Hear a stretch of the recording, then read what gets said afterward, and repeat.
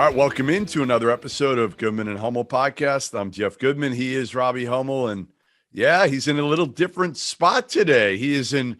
I thought you'd be doing this from the beach in Malibu. Like I'm highly disappointed in you. I mean, I did it from a tent in Lubbock. Yeah. Why can't you do it from the beach in Malibu? Well, unlike you, I care about our listeners and the quality of the sound and the production. So therefore, I'm on the Wi-Fi. Unlike you, going from tent to tent, house and beers, just doing what you want, So that's why, because I care about that. I'm just glad that your nose doesn't look really red and you use sunblock when you're on the beach for the last 48 hours. I haven't been to the beach yet. I've seen the ocean, but I have not been to the beach. So. For people that are watching and listening, there might be no better mid-major job in the country than Pepperdine. And you got Gonzaga Pepperdine tonight. The view at Pepperdine University, I'll put it up against any school in the entire country. No, Malibu is beautiful. It really is. Now, I think facilities-wise, they might be they're squeezed from a land perspective. Yeah. So it's hard when you're going up against like the St. Mary's and the Gonzagas of the world. But yeah, it's an incredible view of the ocean. I've been near the campus. I haven't been to the arena before, so this will be my first time tonight. I would assume the crowd would be pretty good. I mean, Gonzaga is the number one team in the country. You would hope. I mean, maybe you'll get some stars there. Stars live in Malibu, Rob. You might see some stars. I don't know. Maybe Drake and I will see each other again, like we did in Toronto. Nice. But dude, listen to this. Gonzaga has beat Pepperdine 42 straight times. Ooh, 42. That's like 20 years worth of games. That's incredible. Yeah, that's kind of ugly, and I'm not sure. And I just think about Pepperdine when I was a kid. They had some success in the NCAA tournament. They were good. They won some games, and that's 42 games in a row is nuts. Who's the best player ever to come out of Pepperdine? Have you done your Pepperdine research on the Waves? No, I don't know the answer either. Who would you say? I don't think I have no idea. Other than the guys on the team this year, I'm not sure I could really. Well, I guess had pros. Yeah, they got one from last year's team. Kessler Edwards. He's playing for the Nets now. He was a second round pick. Yeah. So Kessler. Listen, I didn't have quite the same view last night as you had, or you will have tonight in terms of the ocean. I was in downtown Providence, Rhode Island, where there was a lot of alcohol being consumed inside that arena. And it wasn't, I tried to kind of stir these fans up a little bit. And it's funny, like I walked in and I'm getting a chance of like, we hate Goodman. And John Fana, they absolutely love. They're like, we love Fana. We hate Goodman. And I'm like, all right. Dang. So they stuffed us baseline. In the student section, they added, I guess, I don't remember. Usually we're on the other side and there's some room between us and the student section. They put me in the other baseline and literally it's almost like Duke. They're right on top of you. They can touch you. And are they all the way around? No, both end zones. Both end zones. Yeah. But they're out of their minds, out of their friggin' minds. And they're hungry. Obviously, they got a chance to win their first Big East regular season title ever. Sure. And I've called them lucky all year, as you know. And they don't like that. They don't like being called lucky. How good? All right. Well, how good do you think they are? You saw them in person last night. How good do you think Providence is? I think they're good because they play hard as shit and they're connected and they've made enough shots. I don't think they're as good a shooting team as they've showed, and they win a lot of close games. But you're playing against a program that is known for winning close games, and totally. The difference showed down the stretch. Ed Cooley was very, very upset because he felt like they missed a lot of assignments defensively at the end. They left Gillespie wide open a couple times, and he made him pay. You can't do that. But getting back, so I walk in, and this was like a pro move. This was a complete pro move. I walk in, and again, they're all over me. There's like hundreds of students right behind me, and I'm like, oh, shit, this could get ugly. I could have a fan like pour a beer on me at some point. That would have been amazing. I know you would have loved it. Yes, I would have loved it. If you got Steve Austin just right down there, that would have been great. I was ready. There was one fan before the game. He was wearing a hat, shit-faced. and he was in my face. And I looked over. I can't remember who I said it to, but I said, like, you might want to, like, I might swing at this. I was so upset. Most of them, you know, they're yelling shit. They're giving me the middle finger. They're yelling, you know, we hate Goodman, whatever. Do all this. This dude was like in my face, like, we hate you, Goodman, blah, blah, blah, blah, like just in my face. I'm like, dude, like, just shut the hell up. Shut the hell up, or I'm going to put you on the floor in a minute. And assaulting a student would have been amazing. It would not have been good. It would not have been.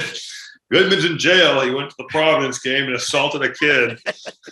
Would have been great. Would not have been good. So I go over anyway, go to my seat. I see kind of the surroundings in my seat and how close everybody is. And I'm like, all right. So I grabbed 5 of them, grabbed five guys or whoever I could see. Could have been girls, but it happened to be 5 guys. I said, all right, come with me, guys. They're like looking at me like, well, what are you doing? I said, all right, come on upstairs. I'm going to buy you each 2 beers. And you're going to give them to somebody else. You can't drink 2. First I said, like, are you all 21? They're all like, yeah. I don't know if they were 21 or not, but they all had IDs that said they were 21. So we went upstairs and I bought them each 2 beers. And it was the smartest thing that I could do because after that, they were on my side. They protected me. That's how you can make friends real quick on a college campus. No doubt. No doubt. You just buy them a few beers and they're good to go. And those fans were awesome. They really were. I mean, Providence, you know, there's only about 4,500 undergrads and they had like 3,000 of them. 3,000 students were there and they were out of their minds. I don't think it was as good as Texas Tech, Texas, but it was pretty close. Is Providence known? I mean, I guess I've never been. Are they known as having one of the better atmospheres in the Big East? They are. Drunk students. Rabid students. And I assume they obviously sell beer to anyone over 21 in the stadium too. Yeah. They are mean-spirited, probably would be a good word to describe East them. Coast. Yeah. East Coast, baby. Yeah, they get after you. They get after you pretty good. They were yelling, and I know I think they did this with you back when you played. If you had, I don't know if you had any ex-girlfriends, but they yelled. There was a little shot at you, a little underhanded shot at you. I couldn't find one. No one would have me. They yelled Collin Gillespie's ex-girlfriend's name, Skylar or something. I don't know. They're yelling that, screaming it at him. That's what the good student sections do. They find dirt. They dig it up on Facebook. They dig it up on Instagram. They find ways to be effective. Collin was not rattled though, man. He is, you know, I've seen a lot. I think I've seen almost every team in the top 25 so far this year in person, almost every team. And I would say if you give me the opportunity to pick one point guard that I would take in the NCAA tournament. And I know there's more talented guys. I get it. There's more talented guys. No. I'm laughing because I'm thinking back to your preseason All-Americans. Oh, that's why I'm laughing. Yeah. Not even about Curbelo. He was hurt. You know, who knows what was going on there. There's a lot of things outside of the court. I just am laughing about the disrespect that you showed Collin Gillespie. I did. You know what the problem is? We've seen too much of Collin Gillespie. No, it's not. The problem is he's a known commodity. Okay. And you were going for the flash. Yeah. That's what it was. You were going for the flare. Yeah. But Collin Gillespie is solid and he wins and he does it at the highest level. In every way. Right? In every way. I mean, this kid last night, he's unflappable. Like he makes every big shot, every good the play that stood out to me the most, Rob. You know, he makes the shots from 3. The play that stood out to me the most was he must have got switched on to Justin Minaya. Justin Minaya is 6'7", strong, tough, played for Frank Martin, plays for Ed Cooley, kind of an undersized 4, more than anything. You know what Gillespie did? He backed his ass down and got an N1 on him. He backed his ass down. That is impressive. He's just won so much. I mean, they've won so much, and he's been such a big part of it that I just feel like he is always in control. And he's not the most athletic guy. He's not the most talented guy, but he's tough, and he has a knack to make big shots. And he's a winner, man. That's what he is. He is one of the elite point guards in the country in a year where there's not a ton of guys that you would say are in that list. Back in November, actually, when they played Purdue, I remember asking him, I think before that game, I said, "You're like a robot out there." And Do you like take that as a diss? Well, that's what I wanted to see, right? I wanted to see. I said, like, you don't show any emotion. I can't tell if you're up 20 or down 20. You don't celebrate. And it was him and Jermaine Samuels. And I said, like, you guys are like robots. Like, don't take that as disrespect. And they said, no, we don't. We actually take it the other way. Like, we think that's a great thing that you're saying that, because we play the game the right way. And they do. They move the basketball. Yeah. Justin Moore had like 18 or 16 in the first half. Rob, he was not shot hunting at all. He could have, and he did. Yeah, but that's their culture type thing. Those guys are so bought in at Villanova. Yep. I will say, and there are some guys that works for, but I don't think there's anything wrong with showing emotion. As a college, it's an emotional game. I mean, these crowds are insane. You go into any of these places, but that's just kind of the way that those guys are, and that's fine. It works for them, but I don't think that's a formula to work for everybody. I think now you shouldn't be scoring buckets and, as the ball's coming back, like admiring your hand. There's like, if there's a stoppage in play, though, I don't think there's anything wrong with being an emotional player. You can't be emotionally drunk, but he learned. Well, he learned from two dudes in Jalen Brunson and Archie Diacono, who are very similar. Yeah, no doubt. They didn't show any emotion, and it's kind of like you said, it's that culture. And I asked Jay Wright that, and he said, yeah, like we found those guys. We looked for those type of guys, and especially since Arch, and we found them, and they fit our program and our culture. And man, do they just, they just know how to win. They know how to win. You're not betting against Villanova. I don't care who they play against. Again, as long as last year, obviously in the NCAA tournament, they didn't have Gillespie. So they were an easy out. They got to the Sweet 16, but they didn't really play a tough road. And then you kind of knew they had done all they could. But, with Dixon, and Eric Dixon's been a lot better. So I don't know. Maybe they can make a run here, Rob. Yeah, no, I know. I still worry about the lack of size against some of the big teams. Length. If they were to play in Illinois, where you're like, well, we got to guard Kofi Coburn, and we saw against Purdue. I will say though, I thought so highly of Purdue early in the year, and I still think really highly of their team. I think they've got some issues for sure defensively, but the reason I felt that way was because of the way they beat Villanova, and I think Nova is one of those programs that is the measuring stick for almost anybody in college basketball. Like, you beat those dudes in the fashion that Purdue did, that is going to open some eyes, So I think and I say that meaning no disrespect to Nova. It's a compliment. It really is. And that's the job that Jay Wright has done of making them into one of the elite programs in college basketball. More important than peace of mind? Nothing. And that's what NordVPN is here for, to give you peace of mind while you are online. And with all the threats that you face today on the internet, it's more important than ever to be sure that you can have the best VPN you can get. NordVPN is the world's best VPN service, offering the fastest connectivity, most servers, and next-gen encryption to make sure that everything you do online stays secure. Plus, you can use NordVPN on all of your computers and devices, no matter the operating system. With NordVPN's unlimited bandwidth, you never have to worry about a slow connection either. And plans start at under $4 a month. So grab your exclusive NordVPN deal by going to nordvpn.com/believe or use the code BELIEVE. That's BLEAV to get up to 70% off your NordVPN plan, plus one additional month for free. It's also risk-free with Nord's 30-day money-back guarantee. So my trust level is the highest, and what I think of point guard play for Collin Gillespie. You think it's everything. It is. It's everything to me. It is. Like, I know you laugh. You always laugh at this. But I just laugh because I literally just said it's everything to you. You go, it's everything to me. So yeah. So all right. So Gillespie's if you're what is your meter like 1 to 10? Connor Gillespie is a 10, or Collin Gillespie is a 10?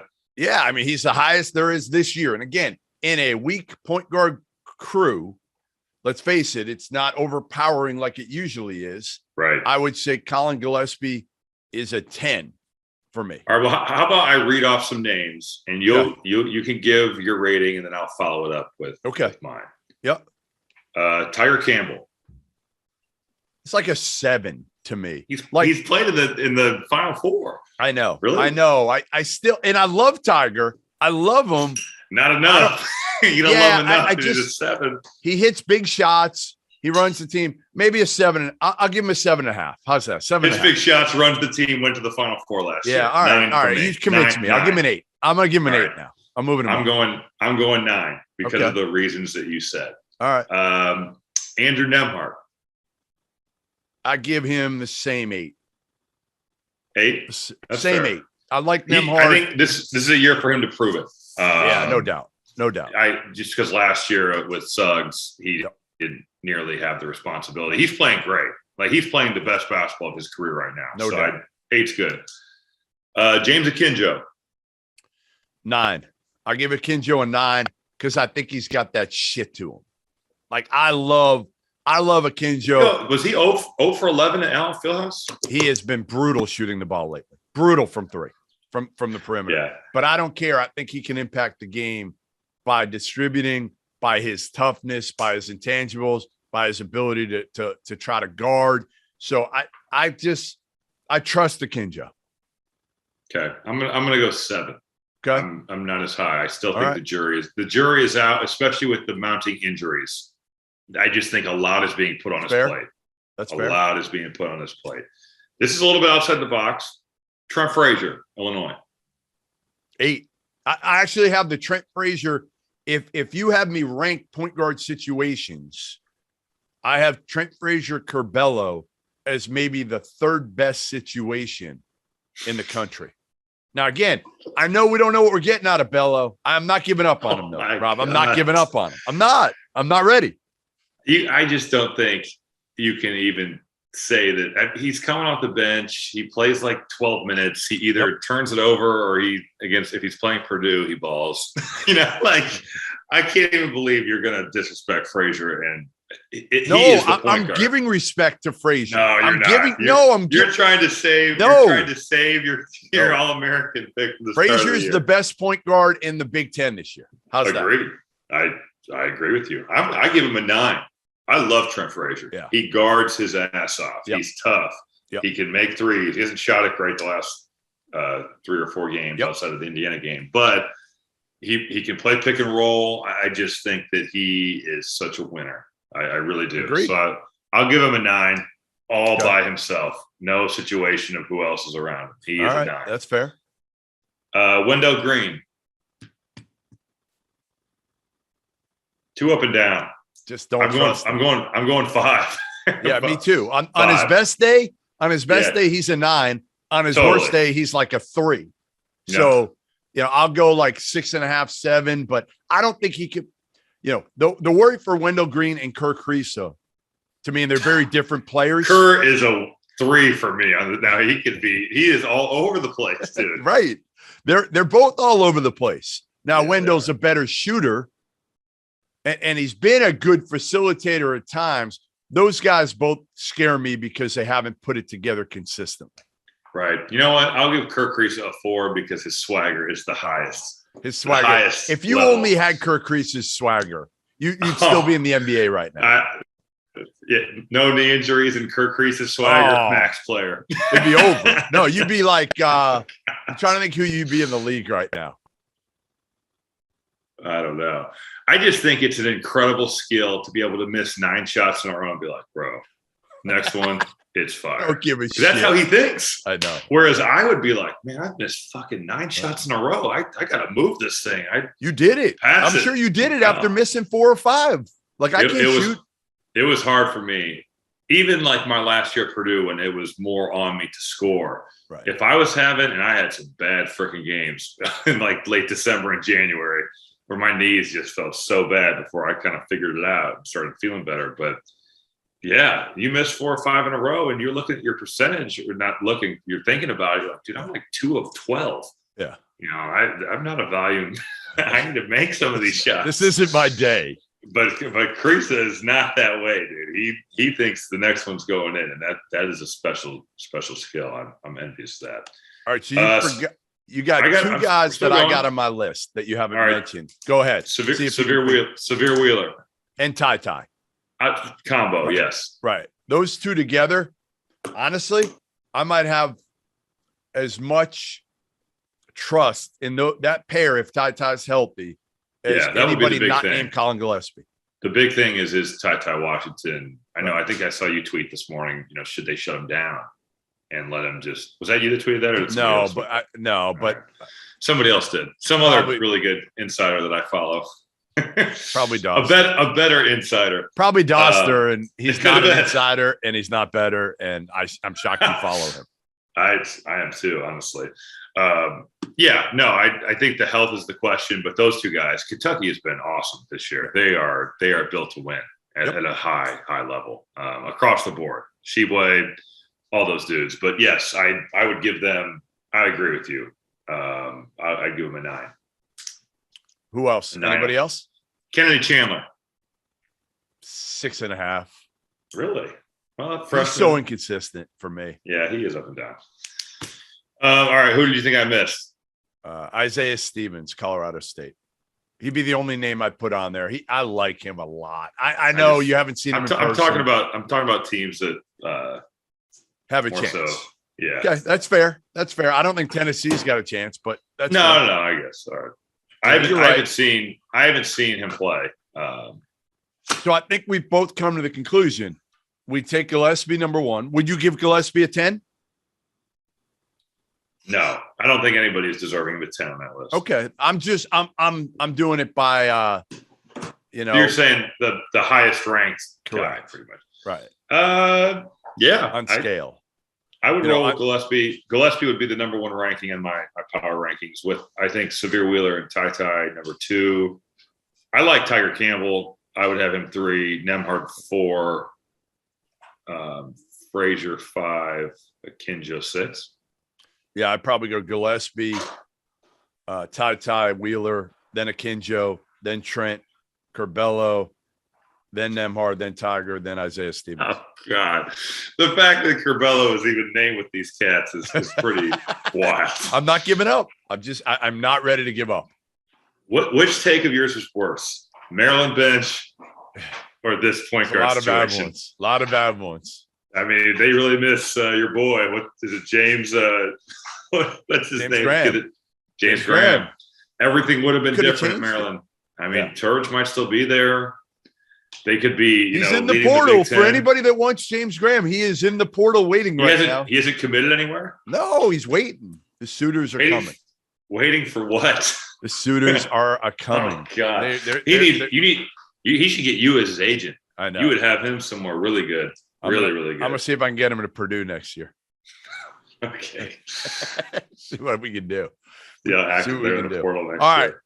All right. You have a game, your first Gonzaga game in person ever? So in like 4 years. I did BYU Gonzaga at the Kennel. Sweet place. Kennel's great. Yeah, it's a good spot. So this is my first game of theirs since then. So they've been flying under the radar. I mean, I saw them back when they beat Texas and absolutely smothered Texas. Chet was not great in that game, and that was 2 points. Hit 2 points in that game. Yeah, he just didn't do anything. I mean, honestly, he was like just another player out there, and we saw him kind of start to get a little better through the non-conference schedule, but he has been absolutely dominant in league play. Now, a lot of people will say, well, yeah, it's Pepperdine, it's Portland, it's Pacific, the 3 Ps, and you got a bunch of other like decent teams, but not, again, I saw St. Mary's in person. Yeah. They're not overwhelming.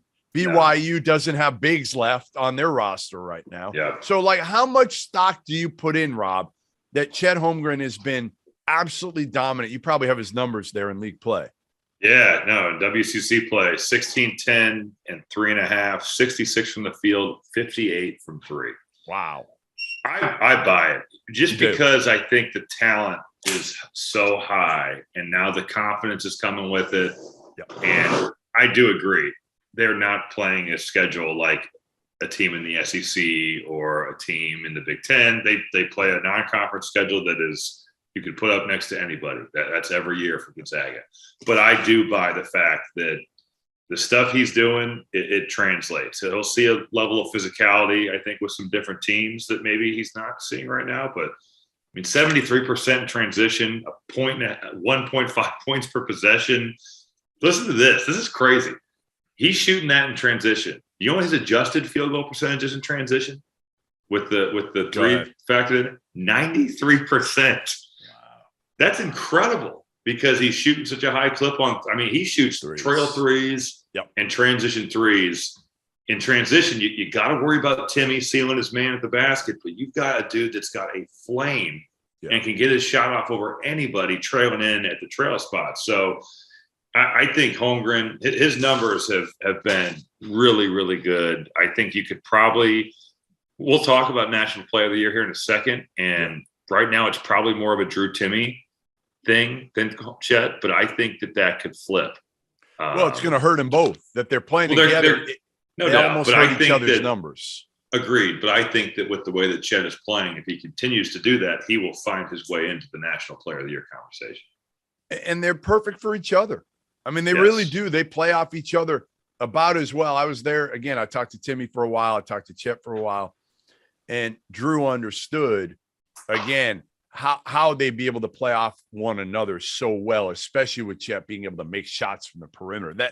That's the huge part. We didn't know if Chet would be a low 30s 3-point shooter this year or not. He's gotten confidence with that, starting to take it more, but not falling in love with it either. Right. No, I agree. He plays off the closeout. He makes good decisions. He can finish with either hand around the rim. I mean, I think Chet Holmgren has only helped himself here. And there's a lot of guys that have helped themselves. I think the talk of who will be the number one pick is fascinating. Yes. Because I think Jabari Smith has had a great year. Paulo Banchero has had a great year. Chet Holmgren has had a great year. Jaden Ivey has exploded into that conversation.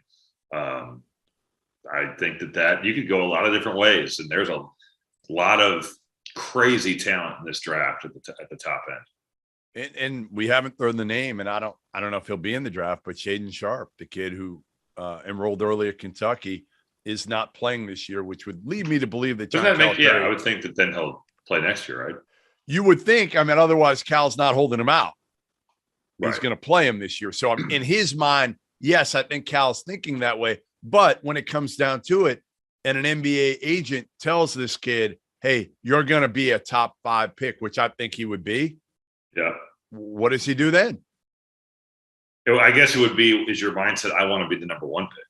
Correct, which I think he could be. I think he could be if he, especially with a half a year under his belt of learning the system, knowing that your classes, just being adjusted. I think it's a brilliant move on his part. Come back next year, be the best player in the country, and maybe be the number 1 overall pick. I absolutely agree with you. So, to me, what's the worry about Gonzaga now? When you watch them and you look at them, you say they got a point guard who knows how to just get people the ball. Can play. You didn't shooters. even talk about Chet's defense, Rob. You didn't even talk about that yet. No, I know. And he is crazy. I mean, he's altering so many shots, and I think he's blocking over 3 a game. He impacts the game at both ends. So what do you worry about? Because I worried about the perimeter shooting when I saw him against Texas. And Bolton shooting 46. Nembhard has struggled lately, but is 33. Strother's 39. Holmgren's 46. They're a really complete group. They really guard you. I think their last 7 games, they're giving up 59 points a game. I guess I would say I worry a bit about if Timmy and Holmgren were to get in foul trouble, you're throwing out and you're going against a big team. Yeah.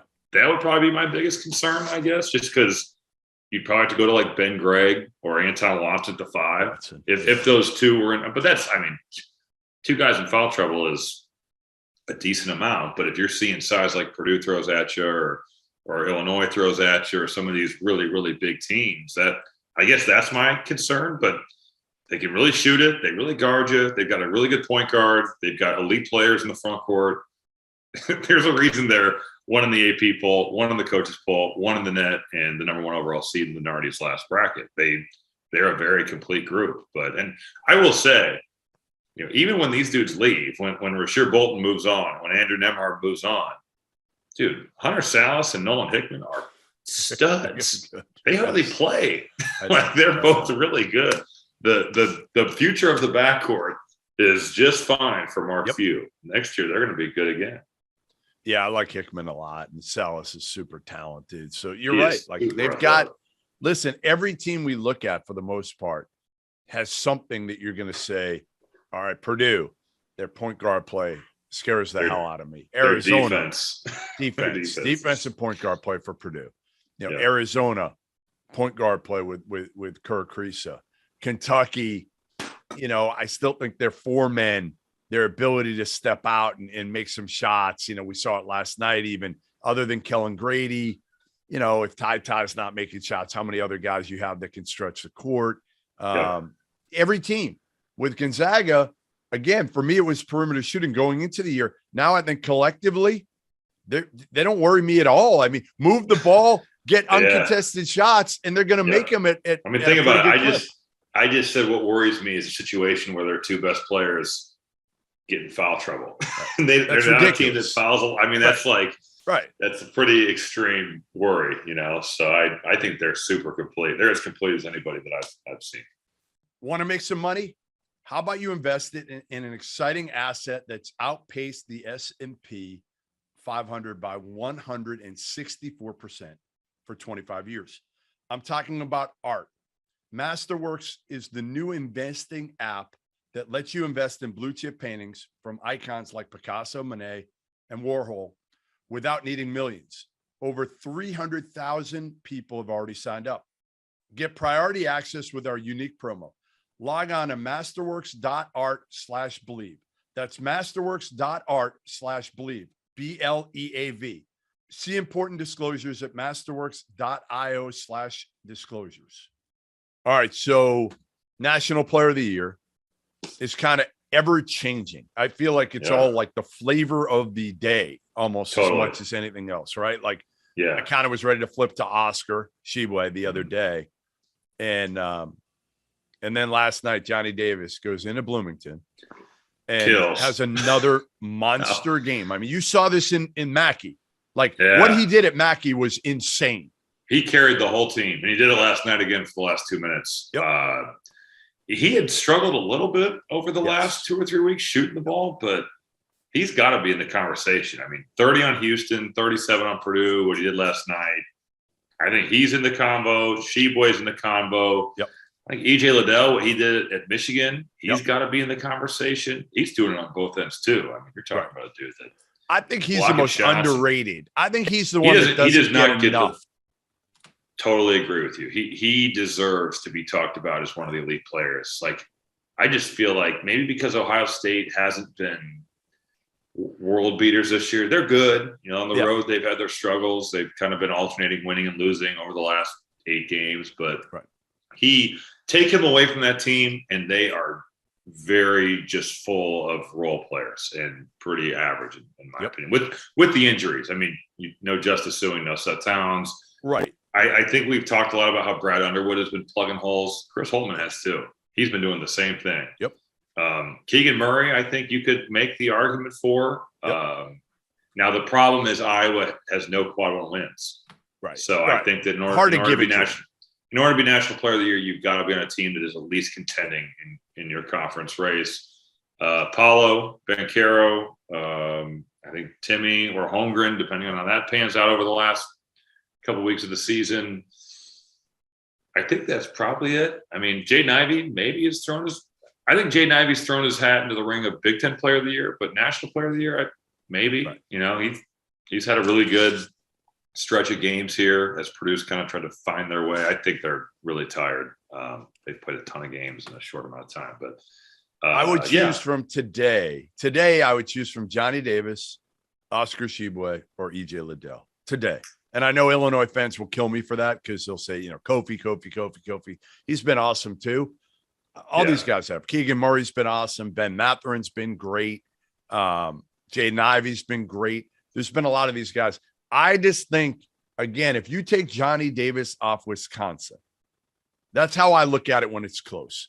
And I really believe if you take him off Wisconsin, Rob, I mean, they might not even be an NIT team. Brad Davison's taking 30 shots a game if you take Johnny Davis, him and Tyler Wall.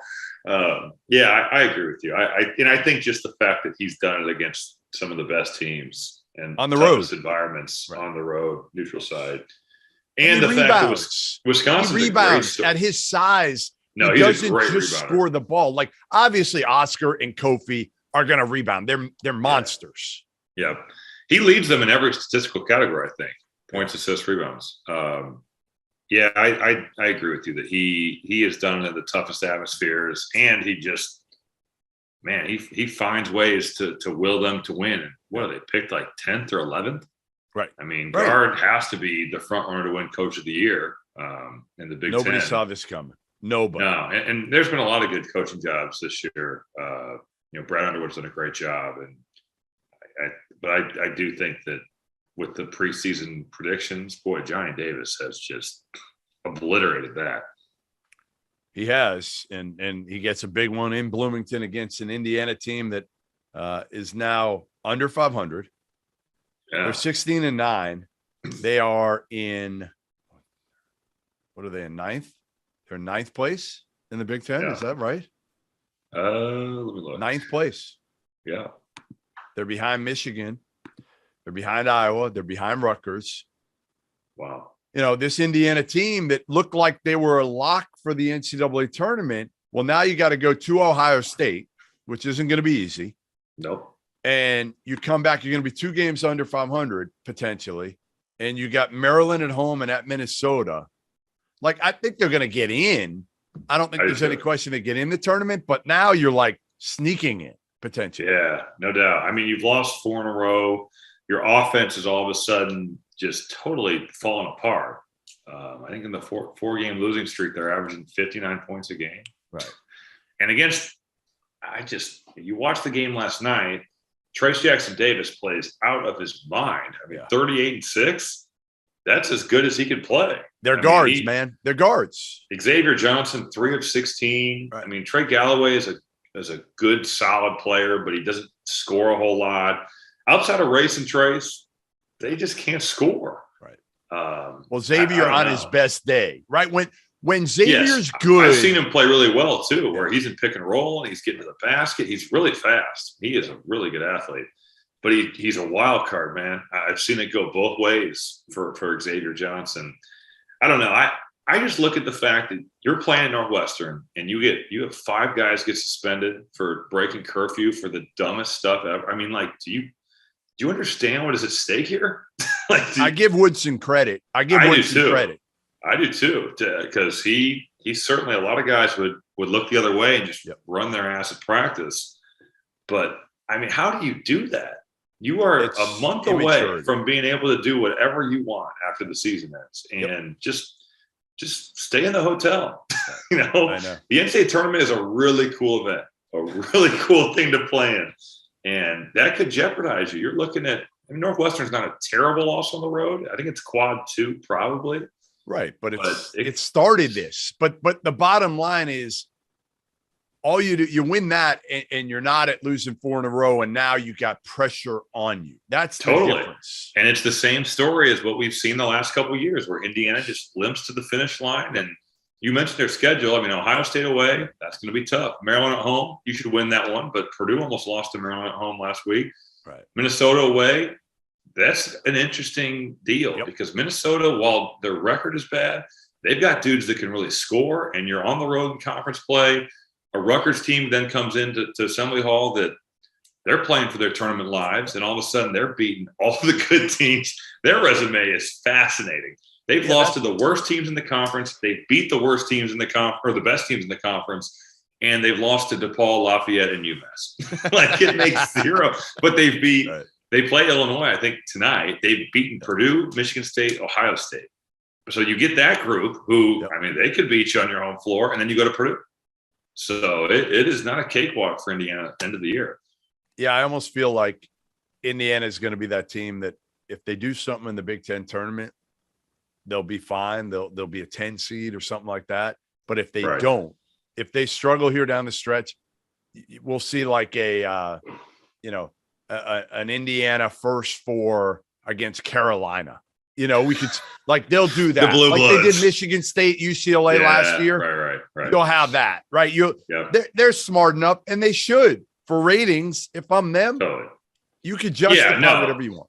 College basketball is better when Indiana is in the NCAA tournament. There is 100%. No question about that because their fan base is as good as anybody's. So it's just surprising to me that in a state where everybody can shoot, like my friends can shoot that I grew up with, you just play basketball.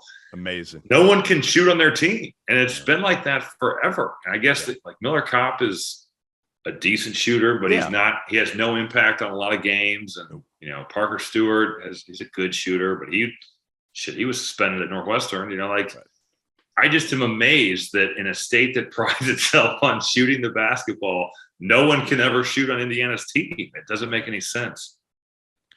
You're right. All right. We're going to let you go because, you gotta go to the beach. If I let you go, I mean, you should be able to get a walk on the beach with your girlfriend. Like, can you do something for her for once? Of course. Yeah, I always do. What do you mean? I don't know. What'd you get her for Valentine's Day? Undisclosed. What do you mean undisclosed? You're not going to tell me what you got her for Valentine's Day. It's on back order, so she doesn't know yet. Oh, you don't even get it yet. Yes, I did. You're a terrible boyfriend. No, I'm not. I'm really not. You're really not? I'm really not. Flowers? Did you get her flowers at least? Of course. All right. That's good. That's what did you get? I got flowers, some candy. When you get old like us, it's like, what do you do different? Go to dinner. Yeah, we didn't even do that, which is sad. We didn't even do that. I see. Pot calling the kettle black here. My wife got me I don't know, some sort of like sweatery shirt type deal. Can't wait to see you wear that on the next podcast. I might put it on for the next pod. Try to outdress you for once. There you go. Yeah, I really dress up for these. Hit the beach and enjoy your game at Gonzaga. And we'll talk next week. We'll see you next week on the Goodman and Hummel podcast. Thanks for listening. Thanks for watching. And we're out.